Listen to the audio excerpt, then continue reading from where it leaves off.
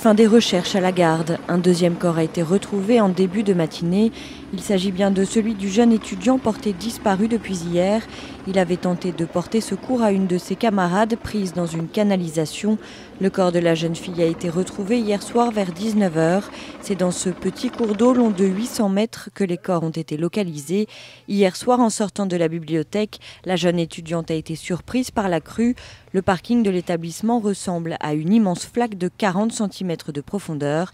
L'eau est très trouble, impossible pour elle de voir ce qu'il y a sous ses pieds. Elle a vraisemblablement glissé. 3 étudiants sont alors venus pour la secourir. 2 d'entre eux ont réussi à s'extirper des flots, mais la jeune femme et l'un de ses camarades ont été emportés dans une sorte de siphon, dans cette canalisation qui fait seulement 40 cm de diamètre. Alexia est étudiante, elle est arrivée sur place quelques minutes après le drame.